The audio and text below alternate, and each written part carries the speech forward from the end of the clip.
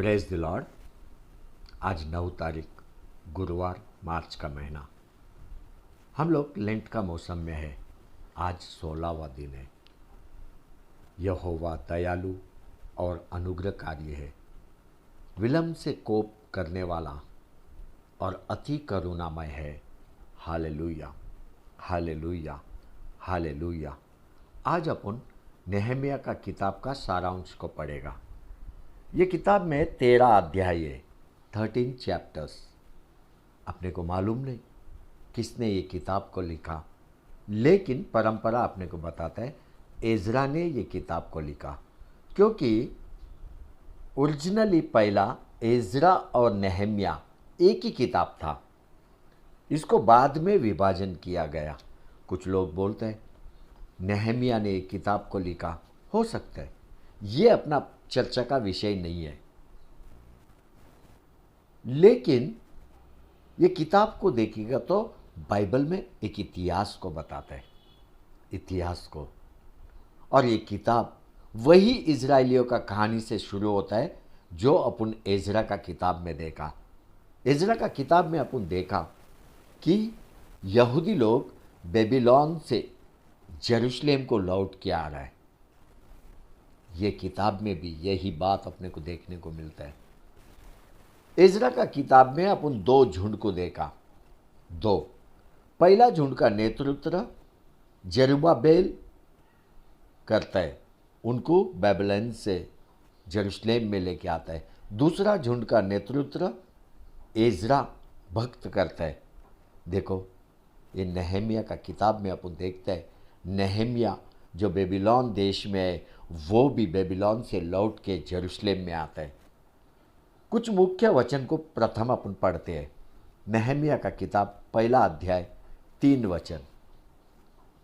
उन्होंने मुझसे कहा, जो बचे हुए लोग बंधुआई से छूटकर उस प्रांत में रहते हैं, वे बड़ी दुर्दशा में पड़े हैं और उनकी निंदा होती है, क्योंकि यरूशलेम की शहरपनाह टूटी हुई और उसके फाटक जले हुए हैं। ऐसे अपन नेहमिया का किताब पहला अध्याय 11 वचन देखते हैं। हे प्रभु, विनती यह है कि तू अपने दास की प्रार्थना पर और अपने उन दासों की प्रार्थना पर जो तेरे नाम का भय मानना चाहते हैं कान लगा, और आज अपने दास का काम सफल कर और इस पुरुष को उस पर दयालु कर। मैं तो राजा का पियाऊ था। और एक वचन देखते हैं, नेहमिया 6 अध्याय 15 और 16 वचन। एलूल महीने के 25वें दिन को, अर्थात 52 दिन के भीतर शहरपनाह बन चुकी। जब हमारे सब शत्रुओं ने यह सुना, तब हमारे चारों ओर रहने वाले सब अन्य जाति डर गए और बहुत लज्जित हुए, क्योंकि उन्होंने जान लिया कि यह काम हमारे परमेश्वर की ओर से हुआ। नेहमिया एक प्रार्थना पूर्वक व्यक्ति, उसका प्रार्थना यहूदी लोगों के लिए। नेहमिया भी यहूदी है, वो पर्शिया देश में रह रहा है, लेकिन वो अपने लोगों के लिए वहाँ से प्रार्थना कर रहा है। एक झील के साथ अपने लोगों के लिए परमेश्वर के पास मध्यस्थ करता था, झील के साथ। प्रभु यीशु क्रिस्त को देख, अपने लोगों के लिए प्रार्थना करते रहता था। प्रार्थना, जब भी यीशु क्रिस्त ने प्रार्थना किया, अपने आंखों को स्वर्ग की ओर उठाया। मेरा यीशु क्रिस्त के अंदर से निस्वार्थ प्रार्थना में बहता था। मेरा कि यीशु क्रिस्त के अंदर से आग प्रार्थना में बहता था। इसी रीति नेहमिया भी प्रार्थना करता था, प्रेम और आग से भरा हुआ प्रार्थना अपने लोगों के लिए। यूहन्ना का किताब 17 अध्याय आप घर में पढ़ो। वहाँ पे अपन देखते हैं प्रभु यीशु क्रिस्त ने अपने लोगों के लिए पिता से प्रार्थना किया। जब नेहमिया पर्शिया देश में था, कुछ यहूदी जेरूशलेम से जाके नेहमिया से भेंट किया। तब नेहमिया ने उनसे पूछा, जेरूशलेम का परिस्थिति के विषय में पूछा, यहूदी लोगों के विषय में पूछा। उन लोगों ने क्या बोला मालूम है? जो बचे हुए लोग बंधुआई से छूटकर उस प्रांत में रहते हैं वे बड़ी दुर्दशा में पड़े हैं और उनकी निंदा होती है, क्योंकि यरूशलेम की शहरपनाह टूटी हुई और उसके फाटक जले हुए हैं। क्या हुआ? नेहमिया का हृदय टूट गया। वो रोने लगा, वो रोने लगा, अपने लोगों के लिए रोने लगा। वो अपना नगर का दीवाल जो टूटा हुआ है उसका विषय को लेकर रोने लगा। वो अपना नगर का फाटक जो जला हुआ है वो विषय को लेकर रोने लगा। वो उपवास करने लगा, प्रार्थना करने लगा। पढ़ते हैं नेहमिया का किताब 1 अध्याय 4 वचन। ये बातें सुनते ही मैं बैठकर रोने लगा और कितने दिन तक विलाप करता और स्वर्ग के परमेश्वर के सम्मुख उपवास करता और यह कहकर प्रार्थना करता रहा। नेहमिया का हृदय सुंदर हृदय, प्रभु यीशु क्रिस्त का जैसा हृदय इस समय में हर वो जो परमेश्वर का शब्द सुन रहा है, मैं भी आपके लिए प्रार्थना करता है। आपका कलीसिया आपके लिए प्रार्थना करता है, आपके भाई बंधु लोग आपके लिए प्रार्थना करते हैं, और कई लोग हैं पृथ्वी पे जो आपके लिए प्रार्थना कर रहा है। कृपया हर दिन बाइबल पढ़, नेहमिया का किताब पढ़, तेरे आंखों के आंसू रुकेगा नहीं। ये किताब दर्द से भरा हुआ किताब है। लोग यरूशलेम में दुर्दशा में रह रहा है, उनकी निंदा हो रहा है। क्यों निंदा हो रहा है? क्योंकि यरूशलेम का शहरपना टूटा हुआ है। शहरपना मतलब दीवाल, नगर का दीवाल टूटा हुआ है। तेरे जीवन को जांच, तू कितना दुर्दशा में है, कितना यातना में, कितना वेदना में, कितना पीड़ा में है। नेहमिया घुटने पे गया, प्रार्थना किया, उपवास किया। आपको मालूम है नेहमिया ने महल का नौकरी छोड़ दिया, राजा से परमिशन लेके जेरूशलेम को लौट के आया। क्यों वो जेरूशलेम को लौट के आया?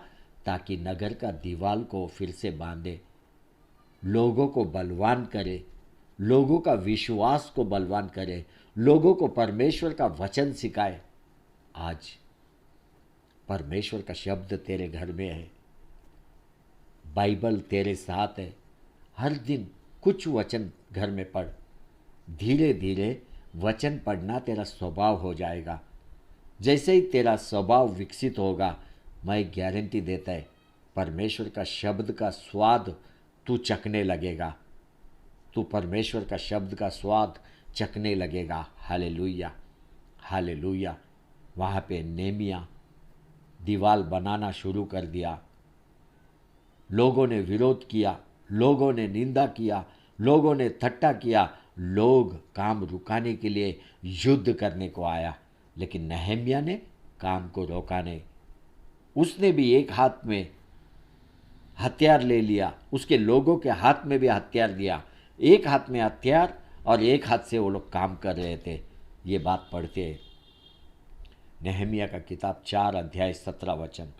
शहरपना के बनाने वाले और बोझ के ढोने वाले दोनों भार उठाते थे, अर्थात एक हाथ से काम करते थे और दूसरे हाथ से हथियार पकड़े रहते थे। उनका समर्पण को देखो, उनका बोझ को देखो, दीवार बनाने के लिए उनका त्याग को देखो। दुश्मन काम रुकाने को आ रहा है, लेकिन यहूदी लोग तैयार है, काम करने को भी तैयार है, युद्ध करने को भी तैयार है। आपको मालूम है एक हाथ से काम करना आसान नहीं है। एक हाथ में हथियार है, एक हाथ से ही काम करना है, ईंट पत्थर सब उठाना है। लेकिन उन्होंने काम किया, एक हाथ से किया, क्योंकि दुश्मन ज़्यादा दूर नहीं था, वो नज़दीक में ही था, हंस रहा था, निंदा कर रहा था, ठट्टा कर रहा था। कभी भी युद्ध को आ सकता है, उनको युद्ध करना था। लेकिन नेहमिया और यहूदी लोग, वो लोग भी एक हाथ में हथियार लेके तैयार था युद्ध करने के लिए। आपको मालूम है नेहमिया ने अपने लोगों को क्या बोला? नेहमिया 2 अध्याय 20 वचन में, स्वर्ग का परमेश्वर हमारा काम सफल करेगा, इसलिए हम उसके दास कमर बांध कर बनाएंगे।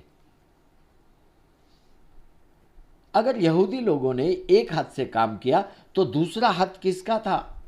दूसरा हाथ स्वयं परमेश्वर का था। स्वयं परमेश्वर ने वो कार्य को पूरा करने में मदद किया। स्वयं परमेश्वर ने वो दीवाल को बनाने में, बांधने में मदद किया। बाइबल बोलता है ये दीवाल 52 दिन के अंदर पूरा किया गया। पढ़ते हैं नेहमिया का किताब 6 अध्याय 15 वचन। एलूल महीने के 25वें दिन को अर्थात 52 दिन के भीतर शारपना बन चुकी। देखो नेहमिया 1 अध्याय से 6 अध्याय तक अपन कुछ बातों को देखते हैं। यहाँ पे अपन देखते हैं कि नेहमिया पर्सिया देश में है, वो भी महल में काम कर रहा है, लेकिन वहाँ पे वो उपवास प्रार्थना कर रहा है, अपने लोगों के लिए मध्यस्थ कर रहा है। वो राजा से विनती किया जेरूशलेम में लौट के आने के लिए, और वो जेरूशलेम में आके नगर का दीवाल को फिर से बांधना शुरू किया। नेहमिया का किताब 7 अध्याय में अपन देखते हैं नेहमिया ने फरमान निकाला, नगर का फाटक को खोल दो। नेहमिया 8 अध्याय से 10 अध्याय तक अपन देखते हैं नेहमिया ने स्वयं मूसा का किताब मतलब मूसा का नियम यहूदी लोगों को सिखाया। नेहमिया 11 और 12 अध्याय में अपन देखते हैं जेरूशलेम का नगर का दीवाल पूरा हो गया और वो दीवाल समर्पित किया गया। लोगों ने परमेश्वर को धन्यवाद दिया। नेहमिया का 13 अध्याय में अपन देखते हैं नेहमिया जेरूशलेम छोड़ के कुछ साल के लिए चले जाता है, और वो नहीं होने के कारण यहूदी लोग फिर से भटक जाता है। वे लोग मूसा का नियम को तोड़ते हैं। नेहमिया लौट के आता है, लोगों को मदद करता है, फिर से वो नियम पालने को लगाता है। इतना ही नहीं, मंदिर को शुद्ध करके वहाँ पे सब्बात फिर से मनाया जाता है। वो अपने लोगों को सिखाता है कि परदेसी लड़कियों से विवाह मत करो, विवाह मत करो, परमेश्वर के वाचा के अनुसार चलो, परमेश्वर के नियम में चलो। ये किताब के अंदर अपन कृति को देखते हैं, कृति को, प्रार्थना को, उपवास को, एक धाड़स को, परमेश्वर के कार्य को भी देखते हैं। हालेलुया, हालेलुया, हालेलुया, आमेन, आमेन, आमेन।